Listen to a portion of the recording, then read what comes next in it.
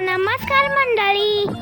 मी तुमची चुलबुली सैरा माझ्या mini blog मध्ये तुमचं स्वागत आहे. खूप दिवस झाले मी ब्लॉग केलो नाही म्हणून सॉरी. तुम्ही माझ्या ब्लॉगची वाट बघत होता का? आज मम्मानं म्हटली पावभाजी करूया म्हणून सगळ्यात आधी दुकानला जाऊन बटाटे आणलो. त्यानंतर ब्रश करून आंघोळी करून घेतलो बघा. मग नंतर बटाटे उकळून घ्यायला ठेवलो. 5 शिट्ट्या करून झाल्यावर बटाटे थंड व्हायला द्यायचं. उकडलेले बटाटे थंड व्हायला ठेवलो. बटाटे थंड होईस्तोपर्यंत कॉफी पिऊन घेऊया म्हटलो.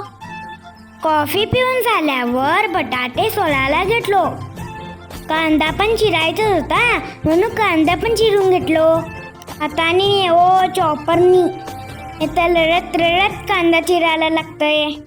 आम्हाला झटपट पावभाजी करायची होती म्हणून फक्त बटाट्याचीच पावभाजी केलो. गॅस कट्टा पण क्लीन करून घेतलं बघा. इकडं टमॅटो पण स्वच्छ धुवून पुसून चिरून घेतलो. झाले कणी बारीक बारीक. बटाटे पण कापायचे होते म्हणून ते पण कापून घेतलो. पावभाजी मसाला शिवाय कसं होईल म्हणून मसाला पण घालून घेतलो. आणि घरातलं तिखट, मीठ, हळद, साखर तुम्ही काय पण घालू शकता. आम्ही तर तिखट, मीठ, हळद आणि पावभाजीचा मसाला तेवढंच घालतो बघा. तुम्ही पण हेच घालता काय? कमेंट मध्ये सांगा. डॅडाने इथं पाव आणला बघा. चला की मग आता पावभाजीत ताव मारूया. इथं संभाजी महाराज यांचा सिरियल बघत बघत मी पावभाजी संपवलो. मला आज आंबा महोत्सव बघायला जायचं होतं आणि मला इथं थोडे आंबे पण खरेदी करायचे होते.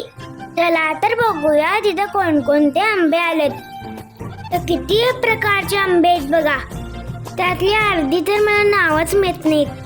एवढ्या आंब्यांची व्हरायटी असते हे मला आजच कळलं. मी तिथं जाऊन ऑर्गॅनिक मँगोचा ज्यूस पण पिलो. हेच भारी होता. मिशी पण आली बघा मला इकडं. तिथं सगळ्यांना आंबे विकताना बघून मला पण आंबे विकायचं झालं की हो, म्हणून मी पण टाकून टाकलं बघा आंबे विकायला. आम्ही इथं केसर, पायरी आणि हापूसच्या 3 पेट्या घरी घेऊन आलो. मला इथं बिटकी आंबा पाहिजे होता, तो मिळालाच नाही. मग आम्ही संध्याकाळी टेलर कडे गेलो ड्रेस अल्टर करायसाठी. मग आम्ही जेवायला बाहेर गेलो मंच मध्ये. मला इथलं जेवण भरपूर आवडतंय म्हणून आम्ही जेवणाला इकडेच येतो. इथं पटपट जेवण करून घरी यायला निघालो. कसा होता माझा आजचा मिनी ब्लॉग नक्की सांगा हा. आवडला असेल तर नक्की लाईक, शेअर आणि फॉलो करूनच जावा हा. भेटूया माझ्या नेक्स्ट ब्लॉग मध्ये. तेव्हापर्यंत बाय बाय.